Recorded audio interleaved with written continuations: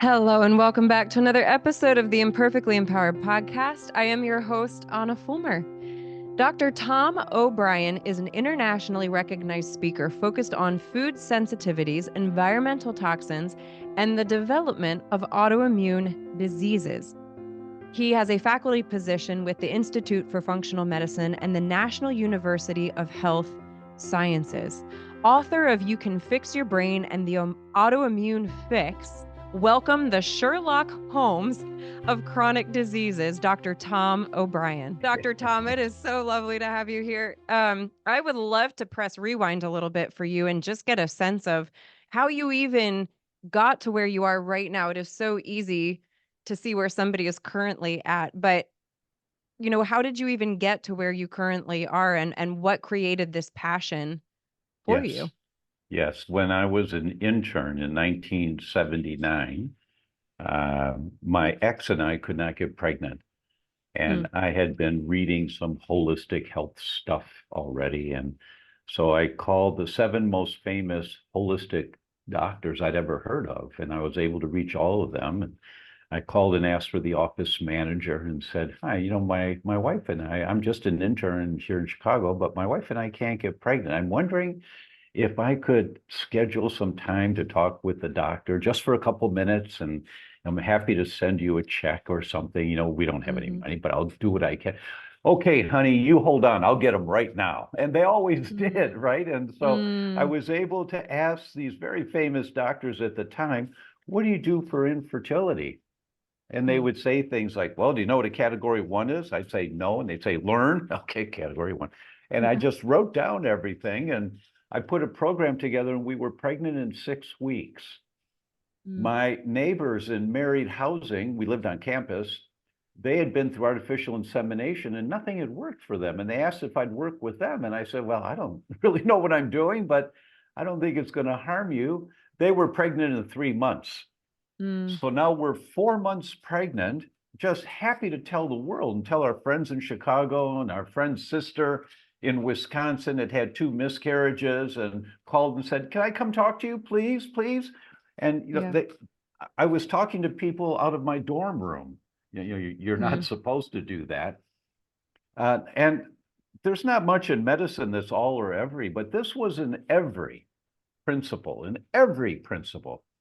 Every couple that had any type of hormone related imbalances, whether it was fibrocystic breasts, premature ejaculation, unexplained miscarriages, every single couple, as a component of what was contributing to the environment, creating the problems they were having, they were eating foods they did not know were causing inflammation for them because they didn't get gut symptoms when they ate the food. So they thought the food was fine, but they got mm. reproductive systems or brain symptoms but not gut symptoms. Now we know the science is really clear. The ratio is 8 to 1. For every one person that gets gut symptoms with a problem with wheat, for example, there are eight Mm. people that don't get gut symptoms. They get brain symptoms or skin or gallbladder, but not gut. So they don't Mhm. associate what they're eating with what's fueling the inflammation that's causing the problem. Yeah, because it's not specifically gut related. Right, right. Yeah. Yeah. I Yeah. mean, So I'm just you'll hear it all the curious. time. I'm the guy that's been out there since 2002 on stage talking about the dangers of wheat and Hmm. gluten, and you hear it all the time. "Well, I feel fine when I eat wheat." And so it doesn't matter how you feel because the ratio is 8 to 1. So if you're going to use how your gut feels when you eat the product to determine if it's safe for you or not, you'll get it right 1 out of 8 times. Yeah. Now I'm curious to kind of frame it from the beginning in my own journey. And then when I became a health and fitness coach and specifically worked with nutritional clients, I saw when we talked about gluten, what was interesting were the observations that it did seem to make a difference, the quality of the food that they were eating. And I may be getting ahead of ourselves here, but in terms of even just talking about gluten, is it the gluten itself, or is it the way that it has been so drastically modified and distorted over the years that is with toxins in the environment that is causing the issue? Or is like gluten in and of itself the issue? Meaning, is it more this need to pursue this more organic, natural path of living versus one specific ingredient causing? That was poorly worded, but hopefully that somewhat came across. I understand the question very well. It's a common question from educated people in the healthcare field. So is it really the food, or is it what they've done to the food? Yeah. Bottom line is what I'm hearing you saying, and because a Yeah. lot of people, well, it's the glyphosate. It's the no, it's not. So let me give you a little anatomy for your listeners. We have sentries standing guard. I think of them as the soldiers at Buckingham Palace, those guys with the big hats, Mm-hmm. that we have sentries in the first part of our small intestine. Actually, they're throughout the entire body, but for this discussion, in the first part of the small intestine, they're called toll-like receptors. And there are sentries that are watching everything that comes out of the stomach into the first part of the small intestine. Because things don't get absorbed in the stomach in general. They Right. don't. They get absorbed in the intestine. So our ancestors, we have the same body as our ancestors thousands of years ago, the same kidneys, the same eyes, the same immune system. And our ancestors, before agriculture, they were nomads. They followed the herds to have sources of food. And so primary concern for them was food. So they find something, first they sniff it, then they nibble at it, and then they eat it. Well, if there was pathogens on that food, bad bacteria, dangerous bacteria on that food that they couldn't identify by smell or by taste, the acid in our stomach is supposed to kill it. But if it didn't kill it, and it comes in that glob of food into the first part of the small intestine, the sentries are standing guard, just watching everything. They're watching every morsel of what comes through to see if there's any bad bugs. And they're dormant. They're not doing anything unless they see a bad bug. And they look for it for the protein structure of that bug. That's what they're looking for. When they see a threat, two things happen within 5 minutes. And it's really cool. If you like, I'll send you the videos afterwards that they did at Harvard on this. They're very cool to watch. Two things happen. First, the messenger, the toll-like receptor, sends a message to increase the production of the protein zonulin. Now, we know that's the mechanism of what's been called leaky gut. Leaky gut is not bad for you. Excessive leaky gut is bad for you. But when you increase the zonulin protein, you open the space between the cells a little bit. So water comes from the body into the lumen of the gut, into the small intestine. Why? It's washing out the threat with the poop. So you're flushing it away. Leaky gut is a life-saving mechanism we inherited from our ancestors. It saves our life every day. And those ancestors that didn't have good toll-like receptor function, they died. They did not reproduce, so they don't have lineage carrying poor toll-like receptor function. Those that had good toll-like receptor function survived, reproduced. Their offspring carried those same genetics. And that's what we all have inherited today, is really good toll-like receptor function throughout our body, but for this discussion, in our gut, to identify if there's a bug coming in. So the first thing that happens, toll-like receptor increases zonulin production, the protein opens a space, water comes into the gut. The second thing that happens is you increase NF-kappa B, the major amplifier of inflammation. This is the desk sergeant in the police station. You guys, you're over in this neighborhood today. You guys, you're over here. You go over here, and I need extra people over there today.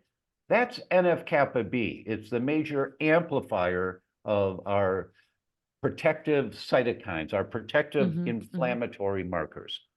All of that happens. Increase zonulin, increase NF-kappa B within 5 minutes of a bug coming out of the stomach into the first part of the small intestine. Happens in every human, every time. Here's the kicker. Alessio Fasano is at Harvard. This guy, professor of medicine, Harvard Medical School, professor of nutrition, Harvard School of Public Health, chief of pediatric gastroenterology, Mass General, Harvard, director in the Celiac Research Center, Harvard, director of mucosal immunology, Harvard. 5 titles. Any one title is a lifelong dream for someone at the top of their game. He's got 5. This guy is on a different level in how he thinks and how he teaches. He is always so careful of what he says, so he's not misquoted, you know. And there are hundreds of articles by him and his team. And you'll see an article, it's a really good article about leaky gut and pancreas, or leaky gut and brain, or whatever it should be. And there's 8 authors, and the last one, Alessio Fasano, the stamp that it's approved by the boss, right? Right? This article he wrote by himself. So it gives you a sense of how important he thinks this message is, that he wrote it by himself. The title of the article, and anyone can go on Google and just download the article. It's marvelous to read. All disease begins in the, quote, leaky gut. The role of zonulin in the development of chronic inflammatory diseases. Now, I didn't mention this yet. The CDC tells us that 14 of the 15 top causes of death today are chronic inflammatory diseases. It's always inflammation, except for unintentional injuries. It's always inflammation. Always. It doesn't matter. Cancer, heart disease, Alzheimer's, doesn't matter. It's always inflammation. Now we have Fasano, who we think is going to win the Nobel Prize because it's him and his team that identified this mechanism of zonulin back in 1997 and the whole world of leaky gut. Now we have Fasano writing all disease begins in the leaky gut, the role of zonulin in the development of chronic inflammatory diseases. And when you, so that gives credibility to the concept. Yeah, to the right. Right? When you read his article, he tells you, now once again, toll-like receptor identifies the protein structure of the bug coming out of the stomach and says, whoa, that's a bug, kill it. Doesn't like it, yeah. In the article that Fasano writes, he tells us gluten is misinterpreted as a harmful component of a microorganism. The protein structure of these peptides of gluten, because no human can digest gluten down to amino acids. We can't, no one can. The best we can do is break it down into clumps of amino acids. Those are called peptides. And gluten is misinterpreted as a harmful component of a microorganism. This is from Fasano, and this is what they're teaching at Harvard Medical School right now. Then you go to Maureen Leonard, famous gastroenterologist at Harvard. She did a literature review of this topic, and she published in the Journal of the American Medical Association. She looked at over 60 studies on this topic, and her summary is gluten is misinterpreted as a harmful component of a microorganism. This occurs in all humans who consume gluten. And so anyone who's listening today, if you're a human, that means every time, now your wife may not think you're human sometimes, but every time you New podcast, different podcast. right. Every time you eat wheat, you activate this inflammatory cascade in your gut in every human. Well, I feel fine when I eat wheat. It doesn't matter how you feel. The ratio is 8 to 1. You'll only get it right 1 time out of 8 if you screen for this by how you feel when you eat the food. Ladies, would you love to start your day feeling calm and confident with a morning routine that didn't sacrifice your sleep? Introducing Early Morning Habit, the virtual holistic health program helping busy women revitalize faith and fitness with a morning routine that starts each day with God's Word and a workout. Before, I always felt like I was waking up behind. When I wake up in the morning, I feel better equipped. The chaos after Early Morning Habit, I would say peace. Fearful, I now wake up every day hopeful. From pressure to freedom. Tired, more energy. frantic to prepared. Wasted to maximized. Overwhelmed to more collected. I really have, can I say, become a morning person? Here's the best part. Every day you rise for yourself, you help a child wake up to the hope of a forever family through our adoption fundraising program. Visit www.earlymorninghabit.com and start rising today. Now, let me ask you this really quick. So the research, I've obviously not read either of these experts on their research, but the actual studies that were being done, was the quality of the gluten included as a variable or a controlled factor in their studies? Meaning, were they saying the same response to the protein structure of organic gluten to gluten that is not being considered organic? Or how was that controlled for? I understand the question. There are hundreds of studies on this topic, hundreds. No, ancient wheats are no better, because once you've crossed the line of tolerance and your immune system says, that's it, no more wheat, and you start making antibodies to wheat, the ancient grains have the same peptide structure because you can't break down the ancient grains. So when they break into peptides, they're the same. So it doesn't matter. Now, the quality of the wheat today is much worse than it was 30, 40 years ago. And that impacts on the microbiome, that impacts on many aspects of the discussion on the value of the food. But this is a life-saving mechanism for all humans. It's not because of the processing. It's because of the product itself. Wheat is not a food. Now, it's saved millions and millions of lives. There's beneficial components to wheat. You can't argue with that, of course. And 78 to 81% of the prebiotic in the Western diet comes from the arabinoxylans in wheat, which means that your microbiome is completely dependent on wheat. That's how you've grown up. So people who get identified as having an immune reaction to wheat that may be contributing to their Hashimoto's or their MS or their rheumatoid or their acne or their migraines or their child's asthma, it doesn't matter the symptoms. There's hundreds and hundreds of studies on this. So people who are identified that their immune system is fighting wheat, you can't have any of it because the toll-like receptors will respond at the nanogram level. That's a billionth of a gram. So if you have contamination in the food you're eating, for example, you go to a sushi restaurant, you have to ask them, please ask the chef if he puts flour in his sushi rice. And the waitress will say, oh, no flour, no flour. I understand, please ask the chef. Oh, no, please ask the chef. And 3 out of 5 times it happened to me, the waitress came back and said, oh, we're very sorry. So, yes, chef puts a scoop of flour in the sushi rice to make it stickier. They didn't know. So people don't know, but you get the inadvertent exposure, you activate that whole inflammatory cascade when you're eating a food that's supposed to be safe for you, rice. So with this, because I'll play devil's advocate for a second. One of the dangers that I see in the gluten-free movement, and part of this is education, certainly.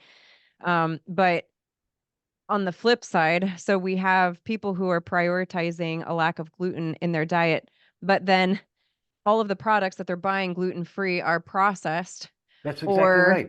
That's exactly all of the other. And so I guess it's like, how do we find the dangers? I talk about the dangers of the gluten-free diet. You increase mortality on a gluten-free diet if you don't do it correctly. You do. Oh, say that one more time. Just say that one more time for everyone who missed it in the back. You increase mortality on a gluten-free diet if you don't know what you're doing. In Sweden, they've got socialized medicine. They've got records on everybody.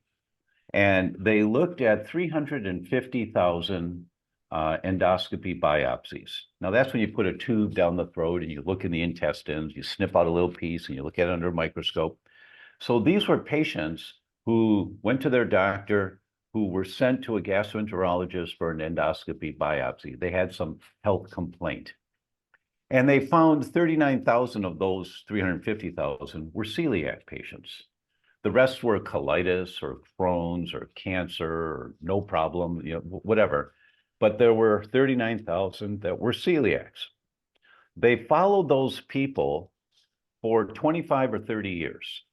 What happened to them after they had the endoscopy biopsy? Because I have records on everybody. If you were diagnosed with celiac disease, you had an 86% increased risk of dying within 1 year from a cardiovascular incident. And you had almost a 4-fold increased risk of dying within 1 year from a cancer, compared to the other 300,000 people that had colitis or Crohn's or cancer, whatever they had. But you had this huge risk of dying early if you were diagnosed with celiac disease compared to all the rest of them. And this was like, what? And this is in the Journal of the American Medical Association. It's the largest study on mortality with celiac disease ever. And you think about this and you say, what? Wait a minute, what? And for those people that don't understand, the what is confusing because we're talking like all of them include underlying inflammatory issues. So like it wouldn't make sense why that's isolated. Yeah. That's right. So there was something that happened to these people after they were diagnosed with celiac. Well, they're not given any medications. There is no medication for this. What were they told to do? Go on a gluten-free diet. Yeah. Anything else? Anything else? No, that was it. Now, how could that be a contributor to this increased risk? It's really easy. When you look at the science, if you've grown up and developed the microbiome that you have, which we know is all disease begins in the gut, it's the microbiome there's only one thing you're going to focus on, Mrs. Patient, build a healthy, diverse microbiome. Nothing is more impactful to your overall health, absolutely nothing. So if you grow up and 78 to 81% of the prebiotics, the foods that feed the good guys in your gut, if 78 to 81% of that is coming from wheat, and you stop eating wheat because you've been diagnosed with a problem with wheat, and you start eating the gluten-free stuff because you want to replace your bread and you want to replace your pasta, you want to replace your cookies, you want to replace your muffins, and so use the gluten-free stuff, which is just white paste. There's no nutritive value to it whatsoever. Well, immediately, most people start feeling better. They start losing weight within 3 months. They've lost 10 to 20 pounds without trying. It's all water because they stop eating a food that's causing so much inflammation. But in the meantime, you're starving the good bacteria in your gut. And they start dying off, and the bad guys in your gut love this white paste, this gluten-free stuff. They love it. So you keep eating because it's meeting that protein structure that they like. That's right. Yeah. Exactly. And the glycemic index. So it's like false advertising a little bit. That's right. And so the result is 6 months, 8 months, 10 months down the road, now you've got severe dysbiosis, meaning too many bad guys, not enough good guys in your gut. 36% of all the small molecules in the bloodstream are the exhaust of the bacteria in your gut. They're the messengers that are going out to activate your genes throughout your entire body. We know from Michael Gershon at Princeton that he wrote the book in 1999, The Second Brain. For every one message from the brain going down telling the gut what to do, there are 9 messages from the gut going up telling the brain what to do. And most of that is coming from the bacteria in your gut, the exhaust of the bacteria. But now you've been starving the good bacteria, feeding the bad bacteria. So the messages in your bloodstream from the bacteria are messages of inflammation, dysbiosis, poor function, and you increase mortality. So that's the mechanism that occurs. So gluten-free diet is really great for you, but you have to know how to do it properly. You don't substitute the white crap, excuse me, for the wheat that you were eating before. You don't do that. Look, I'm half Italian. I'm going to have a little gluten-free pasta once in a while. Who cares? but it's like once every 2, 3, 4 weeks. It's not every day that I'm eating any of that kind of stuff. And we found some really great gluten-free bread that we keep in the freezer, but it tastes real. Some of that stuff tastes like cardboard. I mean, it's just terrible. But there's Yeah. some really good ones now. And so just yesterday, I had an egg salad sandwich on a slice of gluten-free bread that was delicious, and it was whole grains with nuts and seeds, but it was delicious. So once in a while, who cares? But you Yeah. can't. So you would do a processed gluten-free pasta before an organic whole wheat pasta. No, I would. Oh, okay. Before organic whole wheat pasta. Like Yes. if you had to choose between the two, you would do a processed gluten-free or anything, fill in the blank. You would do a processed gluten-free, whatever, versus the organic version of it. Oh, there's no Does that- question. Every Yeah. human activates leaky gut and inflammation every time they eat wheat, whether Gluten, you period. feel it or Yeah. not. And that's Right. the gateway in the development of autoimmune diseases. Right. All I disease hear what you're begins in the gut. That's the big picture that we have to Mm. remember. When you read the science on this, it's not my idea. But when you read the science, you can't just conveniently say, okay, I'll listen to this science, but I'm not going to listen to that. You can't do that. Sure. Yeah, I Now- hear what you're saying. Yeah, now, because it's not you- convenient. Just because the Right, data right. isn't convenient doesn't mean you can disregard it. Yeah, I hear that. That's right. So Yeah. it may be you say, you know what? I've never heard that kind of a concept before. This may be a Yeah. fluke article. I need to read a little more about this. I mean, that's rational. But then Yeah, when you go yeah. to the literature, oh my God, look at all these. Just Google schizophrenia and gluten. Just Google it.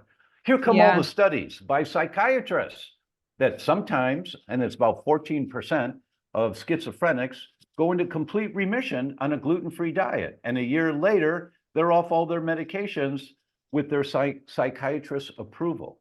Just Google it and you go, my God, really? Yeah. This is a Wow. really ignorant question, like so ignorant and embarrassing considering I was a nutrition coach for several years.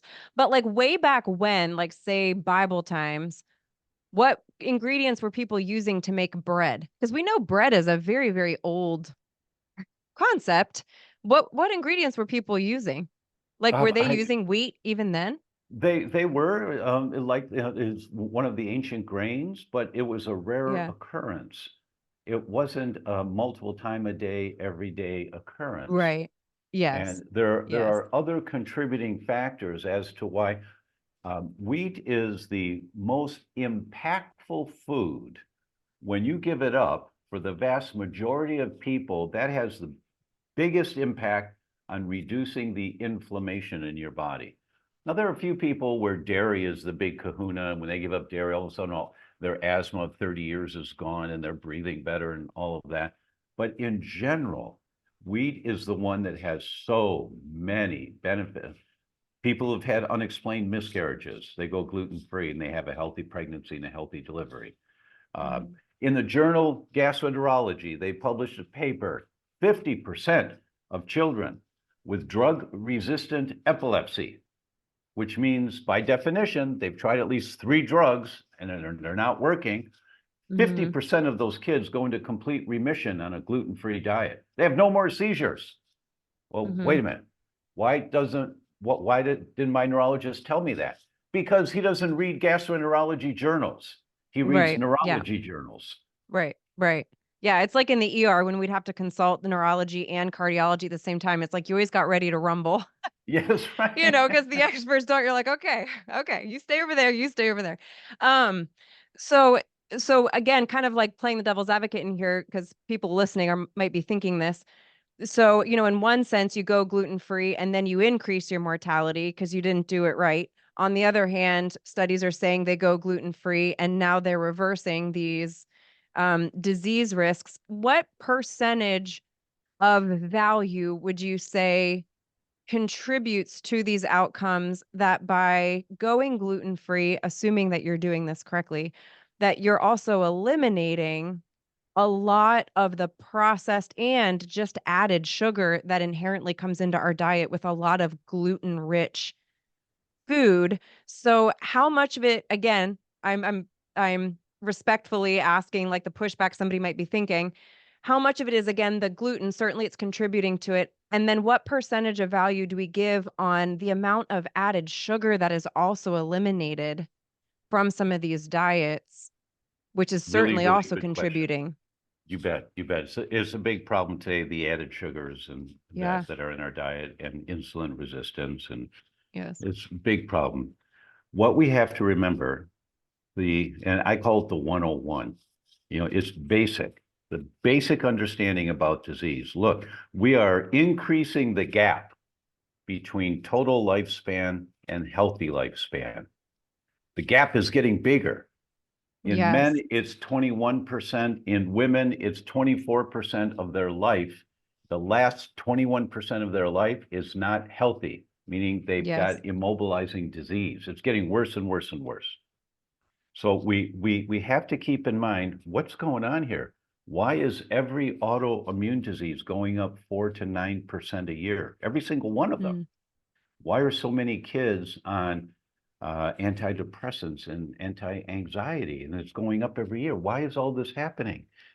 One of the things we have to keep in mind as a basic 101 concept is that it's inflammation, that your immune system is getting activated, trying to protect you. So the question is, what's it trying to protect you from? And as you begin to reduce the amount of gasoline you're throwing on the fire, you have to identify, is it gasoline or kerosene? Is it charcoal lighter fluid or lighter fluid? I mean, where is the is it dairy or is it wheat? Yeah. Is it mold or is it toxic thoughts? Where Yeah. is Social the media. inflammation? Yeah. Where is the inflammation coming from? And when you look from that big picture perspective, you get the most bang for your buck most of the time, not every single time, but most of the time when you go gluten-free in a healthy way. Yehuda Schonfeld is considered the godfather of autoimmunity. Many, many credentials to his name. He runs the immunology department at Tel Aviv University in Israel. To give you a sense of this guy, when I interviewed him, 26 of the MD PhDs who received their PhD in immunology there, 26, there are many, many more, but 26 chair departments of immunology in medical schools and hospitals around the world. They're his students. This is the godfather. He published a paper 2 years ago, what the benefits of a gluten-free diet in non-celiac autoimmune disease. Okay, and they did a literature review.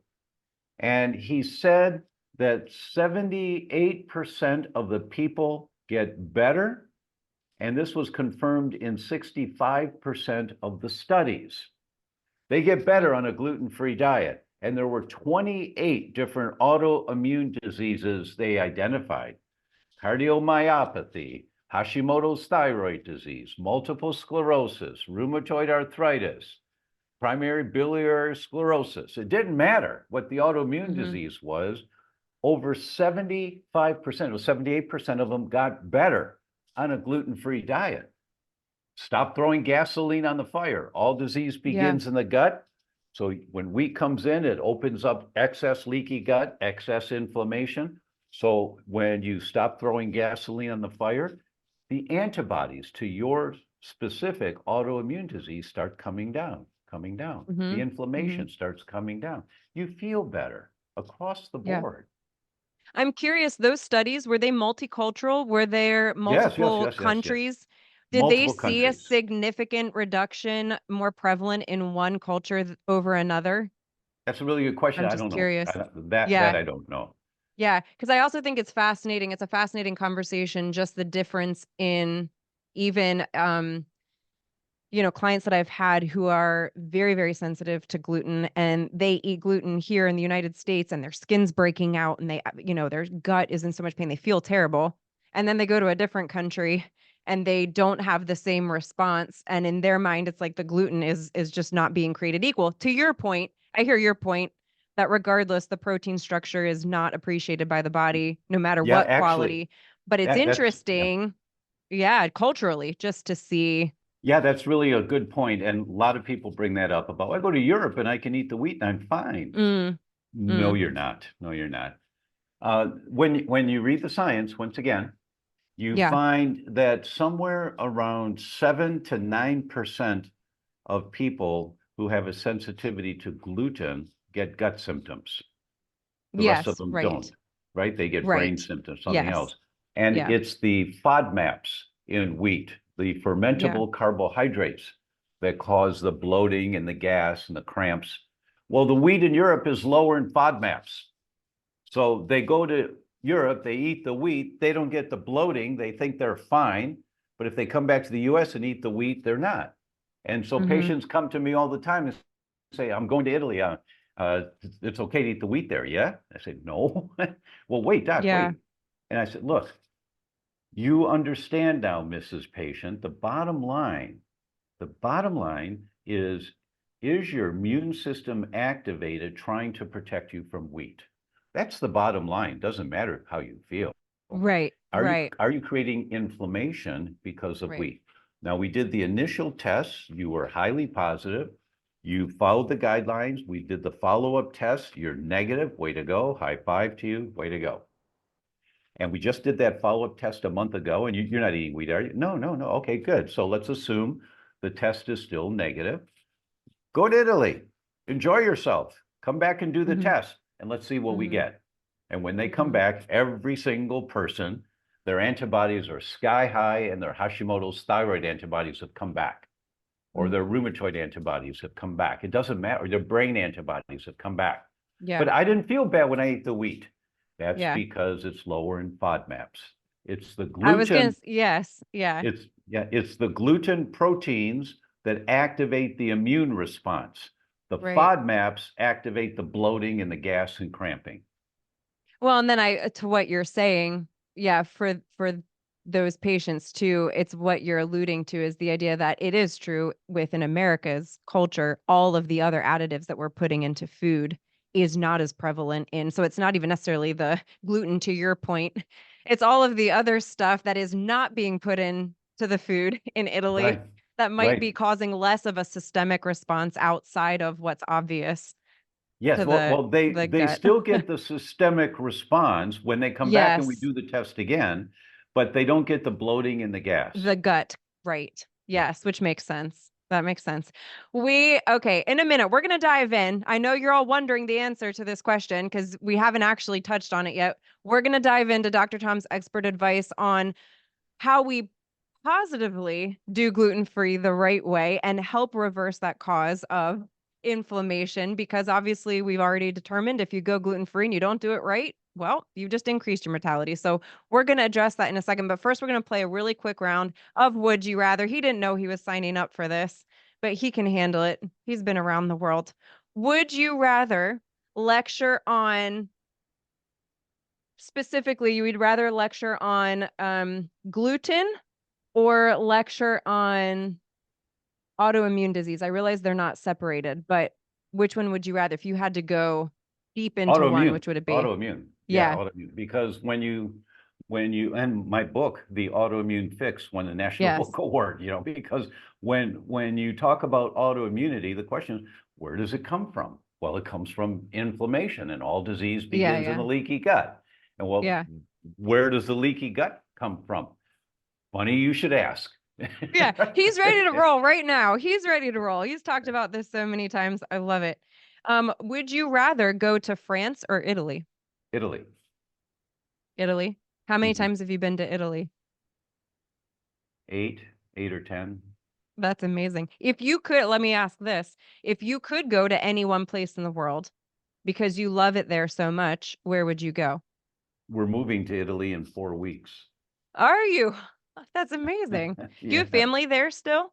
Yes, yes, I have many, many Okay. cousins. My grandparents came from Italy in 1922. They got married, and 2 weeks later they hopped on a boat. They were very poor family up in the mountains, and they didn't have any Mm. future there, and they had no money. They didn't speak the language, but they wanted a better life, and so Mm. they came to America and they worked in the factories in Detroit for 50 years. They Wow. worked really hard, but they had a great life. And because of them and what they did, I got to go to college, Mm. and so this is the American dream. And I am all Mm. for people coming into the US, and having Mm. opportunities, but there's a way to do it and there's a way not to do it, right? Sure. Sure. That's a whole Wow, nother that's discussion. amazing. If I know we've got so many future podcasts lined up, so many. Wives, You, immigration, you name it. Here we go. and to the other side of my family, to give acknowledgement, Yeah. My O'Brien family came over in 1757 to Wow. Maryland from Ireland, and they fought in the Revolutionary War, and Wow. they were awarded lands in the wilderness, and so they, as a result of that, they got in a couple of wagons, and it took them over 2 years to go from Maryland to Kentucky. There Mm. were no roads, rivers to Yes. cross, Oh, and all of that, right? wild stories. Yeah. 2 years, It's hard to right? believe it's real sometime. It's like Yeah, it's so far removed from our understanding of what life, and I think that's one of the things I love about places like Italy. I've not been to Italy, but I've been to several other countries in Europe. But it's easier to imagine that time in life because there's a yes, historicity to the buildings and the landscape. It's just yes. easier to believe that that history actually happened, where here sometimes you just see our very, concrete jungles, and it's just hard sometimes to imagine. Right, and you're on your iWatch and you're watching something, Yes, exactly. and Yes, yes. Like what? People have always had watches. What are we talking about? Yeah. Oh, it's so true. Um, okay, last question. Now I need to ask this. If we could go to one place in Italy, like we're taking a trip to Italy, where's the one place we need to go? wow, that's really hard because there's different experiences. I think everyone needs to see Yes. Rome. Everyone needs Mm, to see Rome. Everyone needs to see Florence, where the art and go to the museums. You go to mhm. Galileo's museum in Florence, and you look around and all these things. Wow, he did that 300 years ago. Wow, Yeah. wow. Yeah. And it gives you a depth of appreciation for where humanity has come from. Yeah. And there's one exhibit that I've made slides of. I take a picture of this Galileo's museum. It's a dome-like structure, probably a foot and a half high glass dome. Mm, Inside of it is the skeleton of a hand and one finger. It's Galileo's finger. mm. And in his will, he bequeathed that all of his inventions could be put on display and be used as long as they displayed his hand and his finger. It Mm. was Galileo's middle finger. It was his last message to the church. Oh my goodness. Well, and the And irony in that all is maybe the creation of his hand was the greatest invention in that's all of his own exactly inventions. exactly right. And when you Yeah. read the story of Galileo, he talked about all of these concepts, and he was banished and Mm, forbidden to talk about these concepts that we now know are true mhm. because they weren't popular. Yeah. And so when we talk about things like wheat activating your Yes. immune system in every Right. human, it's not popular. But and Yes. usually people have to get sick enough before they're willing to do that. You just do the test. I To never take the tell leap. people, Yeah. I never tell people you have to go gluten free. Do the test. Let's see if your immune system is fighting wheat. And Yeah. now there's testing available that's comprehensive and accurate. Mayo Clinic's published a number of papers, 97 to 100% sensitivity and specificity. It's called the wheat zoomer because you zoom in on the problem. It looks at 28 different components of wheat. Most Mm, doctors, the test they have available at their hospitals is looking at one peptide of wheat called alpha-gliadin, which is mhm. important. About 50% of celiacs will have that one elevated, but 50% don't. Well, wait a minute, they're allergic to Yeah. wheat, but you're saying the test is negative? Yeah, but that's because it's only one component of wheat. You need to look Right. at more. And that's what the wheat zoomer. So when people say, well, how do I find out? You just do the wheat zoomer. And it's a finger prick. It's so easy to do. And then as Mhm. a matter of fact, if you have the interest, you are welcome to do the test yourself, and I'll come back on your show and interpret it for you so that That'd be everyone, so fun. We should do that. I'm in. yeah, Yeah. I'll have to get that information for you. Oh my gosh, that'd be so fun. People are like, wait, why does that sound fun? I think it sounds fun. I love looking Yeah. at data. Okay. Listen, you guys, he's going to answer this question that we've all been thinking. Like, we've learned about all the things that are happening that we don't like in our body. No good. But there is hope, obviously. This is why he speaks all around the world. And one of the massive, massive opportunities for you guys to learn more about this is a docu-series that is coming up. And it is basically going to, as was mentioned on the website, and you can understand why potentially change part of medical history. Dr. Tom O'Brien and 70 of the world's top doctors and researchers are going to talk about this inflammation equation. And what I appreciate is there's a very global focus. And y'all know how I feel about when we're like, America is the best. Okay, let's hold our horses and really make sure that we're focusing on humanity as a whole, which includes global impact and vision, which is precisely what they're doing here. 70 of the world's top doctors going to talk about inflammation on this docu-series. We're going to get a little snippet of the positive that we're going to hear from Dr. Tom, but you guys want to check that out. It's going to be, the link is going to be in the show notes. So you're going to hear the problem. And then just as importantly, if not more so, we're going to talk about the solution. How do we overcome this root cause of inflammation? So briefly, a little sneak peek. We've talked about, yes, you can go gluten-free and that's important, but how do we then make the gut happy in that gluten-free process so that we're actually making a difference and closing that gap between healthy living and total living? Because as we know, that is definitely widening. We see that all around us. So how do we do that well? It's really interesting. You know, I could answer it with a number of different Yes. themes. One of the themes that consistently came up again and again is that we only heal. You know, Mrs. Patient, you have an entirely new body every few years. Every cell in your body regenerates, every single cell. So the question is, what kind of cells are you regenerating? And you regenerate healthier, younger cells when you are in a state called a parasympathetic dominant state. That's when you're sleeping. When you sleep, when you have restful sleep, your body is flushing out the toxins from your brain. It's called your glymphatic system. They're flushing it out, and your body is rebuilding new cells and getting rid of the old and damaged cells. All of that's occurring mainly when you sleep. So a critically important question is, when you wake up in the morning, do you feel refreshed? If you don't, then the first thing you do, according to a couple of our scientists, the first thing you do, you don't focus on anything else. You just focus on building regenerative sleep habits. So maybe for a month, you're going to learn, okay, what works for me when I feel refreshed when I wake up in the morning? Well, for me personally, when I'm keyed up and if I think I'm going to have a tough time getting to sleep, if I take the time to do this, it always works. It's never not worked. What do? I take a hot bath with Epsom salts. You put Epsom salt in the bath because the magnesium in the Epsom salts gets into your muscles relax, your body gets heavy, you go to sleep and you just relax, and you get deeper sleep. But there are many habits that we'll show you in the series of how do you build restful, regenerative sleep habits. Critically important. And it's not the same for everybody.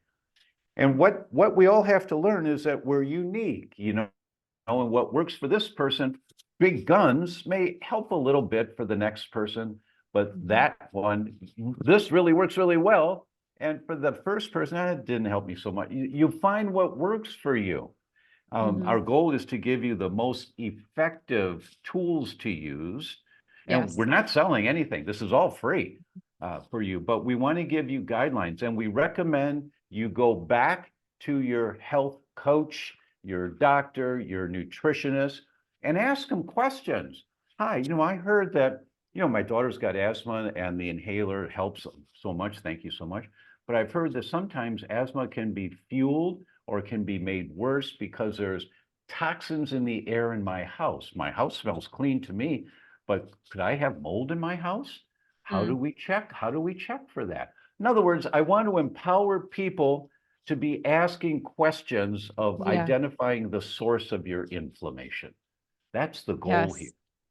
Yeah. And I love that you said sleep because my health and fitness program that I created is called Early Morning Habit. And it's all about establishing a holistic self-care routine in the morning. But we start with the night before, which is sleep, because ultimately it is the foundation of health. And so, I love the collaboration and the synergy there that yes, you guys, sleep is so important. You've heard me say it before. From a diet standpoint, I'm just curious. So you're getting rid of gluten. What specifically, if you could name practically a couple things that we should be eating more of, Yes, which there's good. obvious vegetables, sure, right? Like things that we all know. But in your expertise, are there certain things that our gut would be a lot happier if we're fueling more of this? May I give you a study first? Yes, please. And then answer the questions. So just keep me on call here to answer the question. Yes. In the Journal of the American Medical Association, they published a paper in 2019, and the editors of the journal said this is an elegant study using sophisticated biomarkers to demonstrate their point. Now, you know very well the editors of the Journal of the American Medical Association don't say that very often. You know, that's like the stamp of approval. You don't see that in that journal very often. So I knew this was an important article. They looked at couples going to assisted fertility centers. And and as you know, very stressful time for people, tens of thousands of dollars, not covered by insurance. I mean, couples want to start a family. It's a beautiful thing, you know. Mhm. It's like nothing else. There's magic to that. And they ruled out the known factors that influence success or failure, like smoking, alcohol consumption, exercise, no exercise, socioeconomic class, race. They ruled all of that out, and they looked at one thing and one thing only. How many servings of fruits and vegetables is the woman eating a day? Yeah. And they put them into fourths, the lowest number of servings per day, the next, the third, and the highest number of servings per day. The results were shocking. Those women in the highest number of servings per day of fruits and vegetables compared to the women in the lowest number of servings per day of fruits and vegetables, those in the highest category had an 18% less likelihood of successful implantation. Mm. And if they did get pregnant, they had 26% less likelihood of a live birth. More miscarriage. Wait, what? What? The more fruits and vegetables you eat, the worse the outcome. Yes. Wait, what? And the editors of the journal, the American Medical Association, said this is an elegant study using sophisticated biomarkers to demonstrate that you can't argue with the study. It came from Harvard. It's statistics up the wazoo, which I don't understand, you know, those statistics at all. But you can't argue with the study. Now, there was a group of women in the study that were eating organic. In that group, the results were the exact opposite. Complete opposite. And women, here's the good news. Women were put in the category of organic if they were eating 3 servings per week of organic fruits and vegetables, not 3 servings a day, just 3 times a week. At twice a week, it didn't affect the results. At 3 times a week, it was the exact opposite results. And I think, this is my opinion, this wasn't addressed in the study. I think why it only took 3 times a week was because, you know, if you're eating organic whenever you can, you've got organic shampoo in your bathroom, you know, you've got organic soap in the kitchen. You're trying, you're doing the little things that make a difference. This is a very empowering study because it demonstrates just a little bit of effort in the right direction gets you big results. 18% less likelihood of successful implantation of the artificial insemination and 26% less likelihood of a live birth for those that did get pregnant if you eat conventional fruits and vegetables. It's the insecticides, the pesticides, the fungicides, rodenticides, antibiotics, glyphosate, that's in your carrots and tomatoes and cucumbers and raspberries and bananas. When you eat out at a regular restaurant, you have a nice big salad. Yeah, but it's all conventional. Yeah. And we are at the stage now in our societal existence where the amount of toxins that have accumulated in a woman's body over a lifetime is so high Yeah. that eating more fruits and vegetables creates just that much more inflammation that they're Yeah. unsuccessful in getting pregnant. Did you say, I missed this in the beginning, that BMI was accounted for? Yes. Like, was that, yes. So these were women of relatively equivalent BMI otherwise. Like, I'm didn't already matter. thinking out other factors. Yeah, all of You know, it. are they overeating too Yeah, of that none of many it. servings? They ruled out in an elegant way all of those known I see risk what you're factors. saying. Yeah. Yeah. Yeah. It was Yeah. conventional fruits and vegetables. So now Yeah, when and you what- ask me, Yeah, go ahead. what do we eat? What Yes. do we eat? Everybody has seen the pyramid before, right? And a pyramid came out. If you Google it, you can download the article. The Mediterranean gluten-free diet came out 2 years ago by the Italians. And they have the pyramid. At the bottom of the pyramid, at the very bottom, meaning the most emphasis needs to go on this: water, hydration. Yeah. Mm. We are all so toxic. We all have so many accumulated chemicals in our bodies now. You've got to flush them out. You know, you've got to open up the highway. You know, if you're driving between two major cities, it's 2-lane superhighway, and the other direction 2-lane superhighway.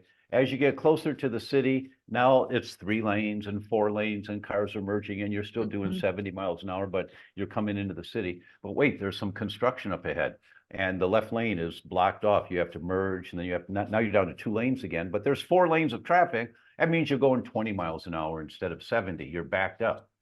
That's constipation. Yeah. And that's why we have to hydrate. We have to allow our mechanisms for detoxing to flush out the chemicals we've accumulated. I'll give you one more study here on this. Chicago, 2016, 346 pregnant women in the 8th month of pregnancy. They did urine analysis for phthalates. Those are the chemicals used to mold plastic. They're called endocrine disruptors because they disrupt how your hormones work. And they put the amount of phthalates in urine for these pregnant women into quartiles, the lowest, the next, the third, and the highest. They then followed the offspring of those pregnancies for 7 years. When the children turned 7 years old, they did Wechsler IQ tests on them, the official IQ test. Every child, and this is strange, it was every child whose mother was in the highest category of phthalates in urine in pregnancy compared to the children of the mothers in the lowest category, every child in the highest category, their IQ at 7 years old was 7 points lower than these kids whose moms were in the lowest category, 6.7 to 7.4 points lower. That doesn't mean anything to anyone until you understand a 1-point difference in IQ is noticeable. A 7-point difference is a difference between a child working really hard, getting straight A's in school, and a child working really hard, getting straight C's. This child doesn't have a chance in hell of ever excelling to their genetic potential. Now just go to Google and type in phthalates and neurogenesis. Here come the studies. The more phthalates, the more inhibition of brain cell growth. And that's the result. So we have generations of women now. That's why I'm so honored to be on your show, because these are your tribe. These are your people, right? You guys need a detox because you don't know that the phthalates in nail polish, that's what hardens the nail polish. They're in your bloodstream in 4 minutes. The phthalates in plastic containers, you store leftover food in a plastic container in the refrigerator. The next day, the chicken's got phthalates on it from the container. It leaches out of the plastic. You can't get a coffee cup at the coffee shop and put the lid on it and drink the coffee because the hot liquid hits the underside of the lid tapers down into the opening full of phthalates, bisphenol A. And this stuff accumulates in your body and you get toxic. And when you get toxic enough, eating fruits and vegetables, you have miscarriages. You have 26% increased risk of miscarriages. And your baby, if you do have a pregnancy, a healthy pregnancy, hopefully, and healthy delivery, your baby at 7 years old, their IQ is 7 points lower because their brain never developed properly. It's like, wake up world. Excuse me for being intense, but you guys need to wake up. I wish you were a little more passionate about it. I mean, you guys, am I right? I'm just kidding. I love it. I love how knowledgeable and passionate you are. But I think too, like one of my takeaways, for all the women listening, what I hear, and this resonates with us on so many levels, is what we're really fighting is we live in a culture of excess. You just think once upon a time, people weren't necessarily exposed to the amount of toxins for a variety of reasons, but because of the advancement in a lot of technology, I just think we're almost, even within our homes, we're just inundated with excess. How many of us have 4 shampoo bottles sitting in our, so it's just the concept of like kind of scaling back to the basics, not that you live in the woods, with absolutely no modern amenities, because we can't do that. But to your point, when you pull it all back, what I hear is there's something to be said about just simply saying yes to less in all things. We don't need as much food. We don't need, 5 million different boxes of crackers. Like buy the one organic, gluten-free, whatever box, or just be content with. Well, that may be true for some people, but you need to get organic, phthalate-free nail polish. I mean, Right. you've got beautiful nails. Yeah. I mean, or don't put the nails on. Yeah, I definitely have. Yes. I definitely have nail polish on. Yeah, but and lipstick. I mean, the average woman does 140 some chemicals on her skin before she leaves the house in the morning. That's the average, and that stuff accumulates. We've taken for granted that our government would protect us, and we are not. We are not. In the European Union, there's over 10,000 chemicals that are completely forbidden in any products to ever come into the country. In the United States. In where? Where? European Union. Oh, the yes. EU. Okay. And the United States is 12. Yeah. It's over and 10,000. that speaks to my point. I think that I'm trying to make, that we live in a culture of excess. And the reason that we're not being protected is because excess sells. Yes. Because we want all the latest and greatest. So what I didn't say well that you just said much better in even though that data is just looking at and being aware of that sense of excess that we live with, and simplifying and cleaning up, like you're saying, cleaning up what we're exposing ourselves. I agree with the excess, but there's a caveat. You can have as many types of nail polish as you want. They just need to be phthalate free. Yeah, I hear what you're saying. I interviewed Fran Drescher, the nanny, and that was such a wonderful interview. And she looks in the camera and she says, "Go to your medicine cabinet." Why do they call it a medicine cabinet? She starts doing her laugh, that Bronx laugh of hers. We said, "Look at the toothpaste. Read the warning. Do not swallow. If swallowed, call National Poison Control Center." Why would you ever put that in your children's mouth? Right? You just need to learn how we are being poisoned, but we are being poisoned, and to reduce your exposure. The flame retardant chemicals on your sheets and on your blankets that outgas into the air after 50 washings, they still outgas minute amounts of chemicals. They're allowed because of the Toxic Substance Control Act, which was a legislation passed regulating chemicals in our environment, says you have to demonstrate that the amount of chemical you're exposed to in a 24-hour period is toxic to humans. It's not. The amount of phthalates on your beautiful red nail polish that leach into your bloodstream is not toxic to humans, but it's accumulative in your body. Right. So give me a 5-year-old girl that paints her 10 little fingers and 10 little toes once a week for 25 years.